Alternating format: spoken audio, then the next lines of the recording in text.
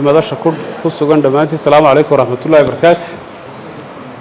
waa idinka mahad celinaynaa dhalinyaro iyo aqoon-yahan martiqaadkan runtii fursad idiin siiyey madaxweynaha jamhuuriyadda somalilan oo maalintii shalay ahayd kala soo qayb galay ardaydeenii jaamacadda timacadde qalin jebinaysay inuu kala qayb galo farxadda oo fursad u siiyey aqoon-yahanka iyo dhalinyarta inuu la kulmo. waynu iska bilaaban doonaa brograamkeenna. magacaygu waa cabdinaasir cali maxmed, waxaan ka socdaa jaamacadda timacadde. marka koowaad ilaahay baan mahadnaqayaa subxaana wa tacaala. mar labaad waxaan mahadnaqayaa madaxweynaha jamhuuriyadda somalilan iyo wafdiga qiimaha badan lagu hogaaminayo. sidoo kale waxaan si sharaf iyo qadarin leh ugu soo dhaweynaa maamuus leh gobolka gabiley. madaxweyne gobolkaagii kusoo dhawow mar labaad mar saddexaad sharafay noo tahay inaad noo timaado dhallinyaradii la kulanto. aad iyo aad baan ugu faraxsanahay. laba su-aalood baan madaxweynaha kulley weydiinayaa. su-aasha koobaad waxa weeyaan mudan madaxweyne, gobolka gobley waa gobol wax soo saar, waa deegaan ku habboon wax soo saarka. dhammaan jamhuuriyadda somaliland ay tuunto dhinaca wax soo saarka.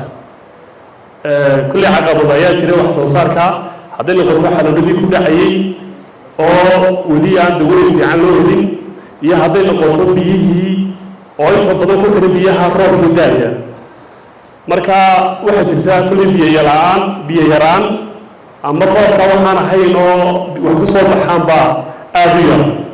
marka waxaan jecelahay madaxweyne ceelashii iyo wixii wax soo saarka kusii badan lahaa ama uu kor ugu qaadmi lahaa inaad noo kordhiso, hadday noqoto hiigagii dhaadheeraa iyo hadday noqoto ballayada. waxaanu aad iyo aad kaaga mahad celinaynaa ballayga qiimaha badan leh ee maanta aad xadhigga ka soo jartay, kuwa oo iyo qaar lamid ah oo aad noo kordhiso. sidoo kale xagga hooyadu waxay u baahan tahay hiigag dhaadheer.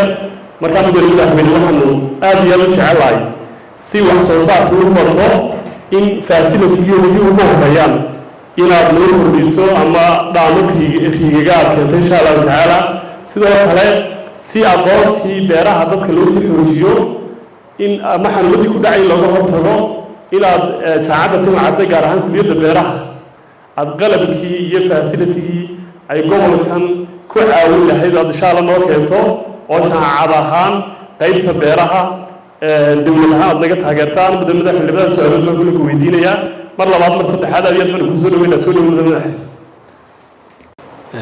waxaa ii qornayd su-aasha degmada wajaale waa d dastuurka jamhuuriyadda somalilan waxaa ku qoran in qodobka 109 in ay xukuumadda awood u leedahay qiimeynta degmooyinka islamarkaana ay usoo baasgarayso baarlamaanka si wax looga qabto. markaas markaa madaxweyne xukuumaddaadu muddadaa kuu hadhay maxaa uga qorsaysan degmada wajaale in la qiimeeyo oo dhiida laga saaro maadaama meel muhiima tahay? asalaamu calaykum. nimo wanaagsan baa tin horta aadna waa soo dhaweysay, ixtiraam badanna idinka muuqda. aniga waxaa lagu yidhi shir dhallinyarada abaa tegaysa, marka waxay isu ka qaban lahaa sida wanaagsan iyo ixtiraamka iyo kalgacaylka iyo sida ay usoo shirteen iyo dagaalka ay u bilowdeen. halkaas aan iska fadhiistay waxaan isaa waxbaa la dhisakaranayaa maxaa su-aalaha lagu bilaabo. dawladtiinoo odayaashii iyo madaxduna su-aalaha aad bay uga baqdaa. wajaale kor u qaadidda xaaladdeeda staatiskeeda waa run horta kolley kor bay u qaadmaysaa wajaale. kolley noqotaba geographically iyo commercial halka ku dhacday waa dekad ka dhigtay, laakiin inay noqoto a iyo b iyo c inta waxay ku xidhan tahay maamulka wajaale iyo maamulka gabiley. haddii ay labadaasi si wacan wada shaqeeyaan, markaan ka hadlayna wajaale anugu wajaale ma amree waxaa soo maraa barasaabka halkan. barasaabkuna meeyarkanu maraa iyo meeyarka wajaale. haddii qorshayaasha aada looga soo fikiro xagga sare ka yimaadeen ka fulaan horey u dheeraynaysa. magaalada wajaale waxaa kaloo baahan tahay maamul fiican oo darasi kara meeshan maxaa imanaya, maxaa looga dan leeya. waa magaalo dhoobeya, juqraafi uu adag yahay dhulkeedu, laamideedu kuwa kale way ka qaalisanaanaysaa, way ka dhib badanaysaa. guryaheedu hadda dargadi waa taqaaneen, 2 sano mar bay dubi jireen. marka in dhulkii la adkeeyo maamulka fikra dhibaato kale wajaale leedahay.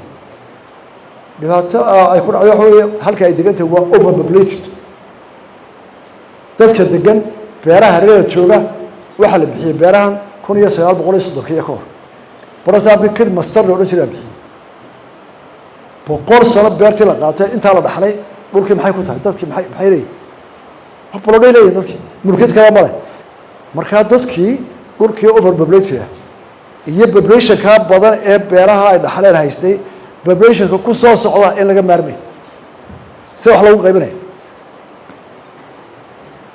marka maamulka wajaale joogaya waa inuu taa oo doras kara u garan kara ila wajaale shidaal kama helo macdana kama helo lacagta laga filayo horumarka laga filayo dalka oo dhan inay gaarsiiso waxa weeye inay noqoto suuq weyn oo la tartamo suuqyada geeska Afrika oo dhan haddii berberi soo deysay 2 milyan container wajaale waa 2 milyan container u sar ashqay karta space-kii laga waa la helaa dadka shaqaalaha ay doomanaya dhulka degaya waa la helaa hadday u baahdaan inay dhul dhistaan dadka lacagta xoolaha leh waa space day karaan la helaa waana free loo noolaan karaa space baa laga rabaa inuu dhulka ciliid lagu yahay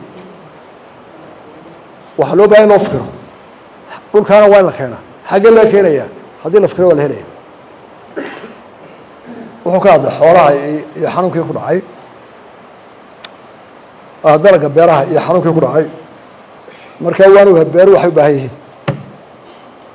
marka hore ciidda maxaa laga beeraya maxay ciiddu fertilizer baatay noocee maxay roobkaaga ayaa hayad waqtiga kuugu imanaya haduu baad beeraysaa meesha aad beertay yaa yaqaana kalaabka waqti ku beegmayo iyo inta milimitr helayso ma naqaana inagu waa ku dayo